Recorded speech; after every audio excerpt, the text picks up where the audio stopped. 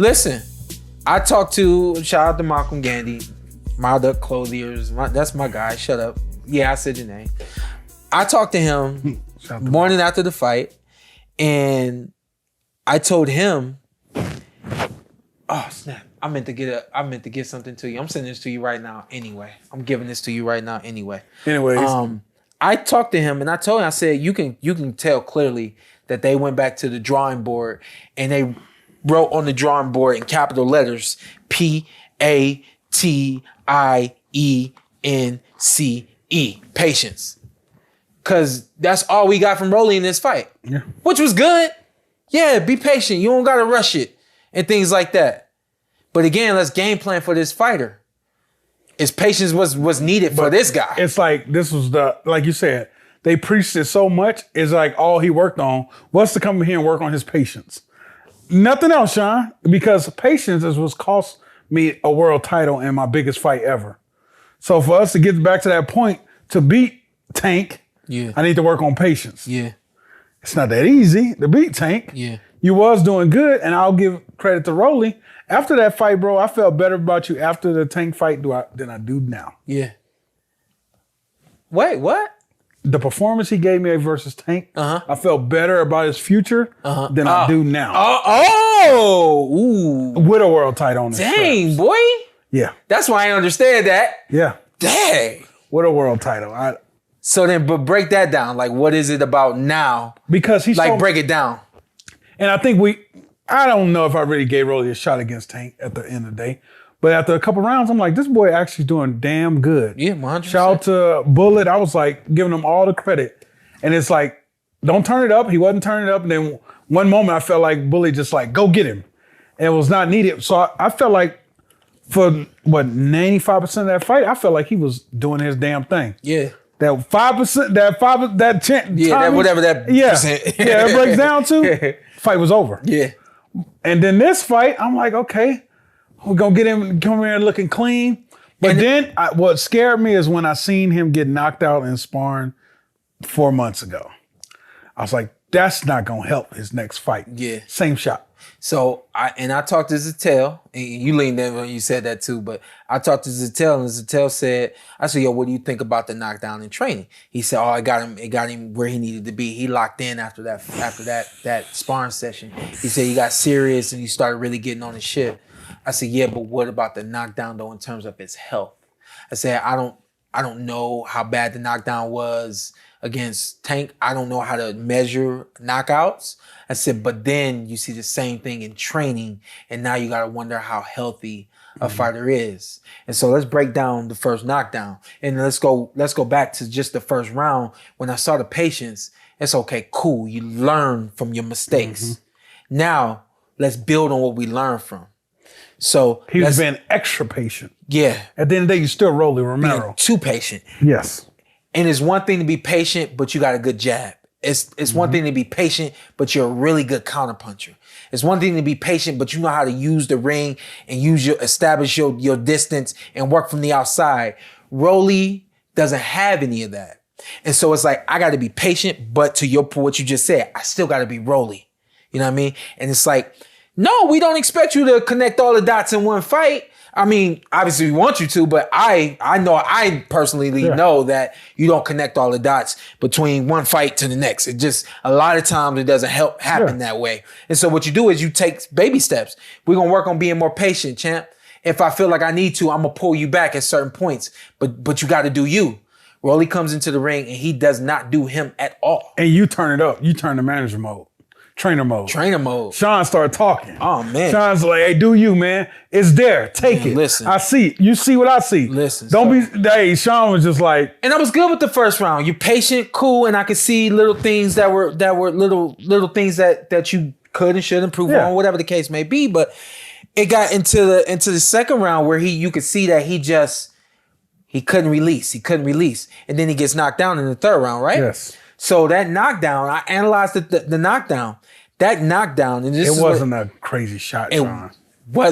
It wasn't a crazy shot. And let me think of the analogy that I gave. For us fighters, we don't know what knocked out feels like. Yeah. We don't know what punch is coming. We don't know. So what we do is we fight. We use our offense. We use our defense. We get in there. We do what we got to do. Something happens, it happens. But once it happens, now your eyes open. Now it becomes a reality. This is the punch that knocked me down.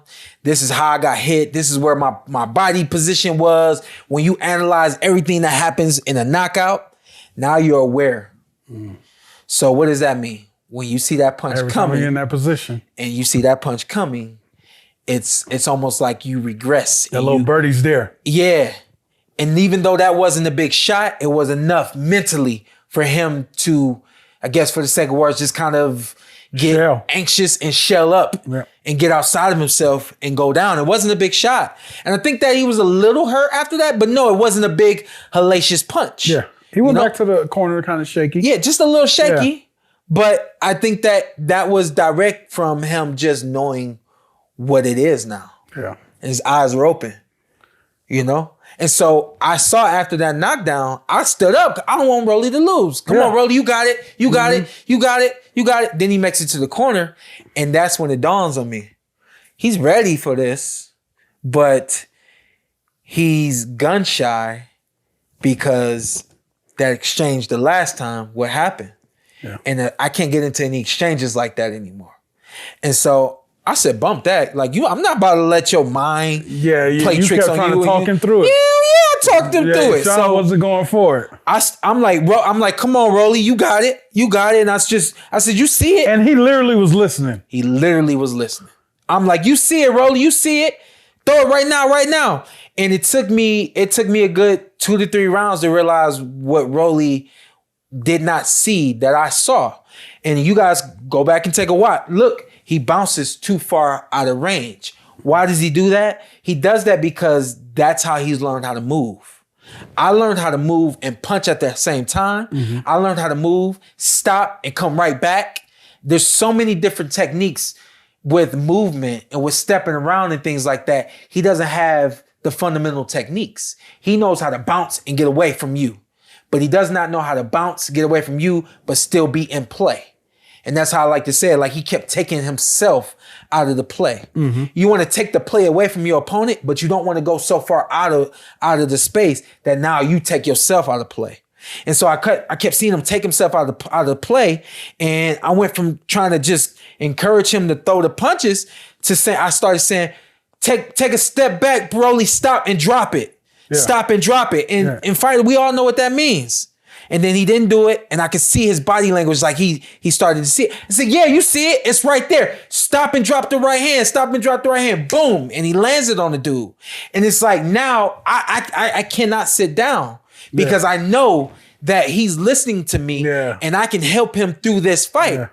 And so, I don't know. I don't want to take credit for what he did, but I do know that I'm going to go ahead and say it. I gave him something during the fight that he didn't get in the corner. Yeah. And I told him when he landed, there was another big right hand and he landed. I said, you got to hook it, Rolly. That right hand, throw the right hand like a hook. And he cocked it. I said, you see it? You see it? You see it? And then he threw it and he landed it. What makes you a great coach, there's a number of things that make you a great coach. Mm-hmm. You can be a great coach that has great preparation. You know how to get your fighter in great conditioning for 12 rounds. Mm-hmm. Other coaches out there, Coach Barry is elite for this. Being able to game plan, know exactly what a fighter is going to do and tell you everything that he gonna do, and this is what we need to do. Mm-hmm. My man Barry blew my mind. He came to the gym, and first day working with him, he pulled out a piece of paper and had notes on it. He never seen that before. But he said, look, this is what we need to go through. This is what we need to do. Barry is notorious for game planning. And there's a lot of coaches out there for game planning. But another thing that makes you a great coach, we've seen, first one that comes to mind, we've seen Coach Derek James game plan and then make in-fight adjustments.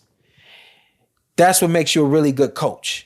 When you have the ability to game plan, be ready for one thing, and then make adjustments along the way. And I could tell that the corner did not know the adjustments to make to steer him to the success that he needed to have. I think that knockout was coming. I looked at you and I said this. I said, and I think I might have tweeted this. I said he no longer has that second and that third that he had before. When the guy got the knockdown, it's because he came at Rolly and then he came at Rolly again.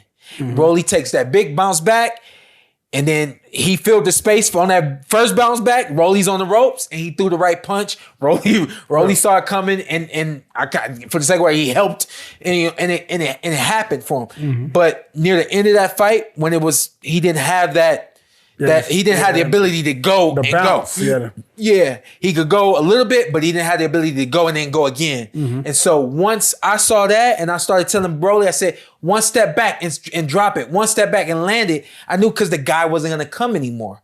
And those are in-ring, in-fight adjustments that you need to be able to see to make. So yeah, I think the stoppage was coming. Yeah, and because I think that when Rolly dropped him, some say he pushed him down, but when he landed the shot, he hurt him. Yeah. He gained confidence from that. Yeah. That pumped him back up. Oh, so apparently you ain't afraid of getting you ain't afraid of getting flagged, huh? I told him. See, that was the one that I felt like, he rocked him, but he definitely guided him to the ground. Yeah. And dude was rocked. Yeah. And then even at that point, as a coach, you need to be standing up. Hey, stay poised, stay sharp, be smart. Don't celebrate the moment. Yeah. Do your job. Do your job. You know what I mean? And I just think collectively, man, I thought that Rolly could have fought better along the way. I do think that the knockout was coming. So, you know, I think we give Tony Weeks a lot of heat because it just didn't make sense in that moment. But I think that moment was coming. And I think he for the second words, I think he took advantage of an opportunity, but it was coming, you know? And, you know, at the end of the day, let's go back to the word patience. Yeah. Rolly showed all of the patience he needed to show. I think it got him in trouble a little bit, but then he was able to kind of get it together. But then take a look at Tony Weeks. No patience for what you expected to happen. Once you saw it happening, you just jump in and stop a fight. And it just was not necessary. Yeah, no need for all that.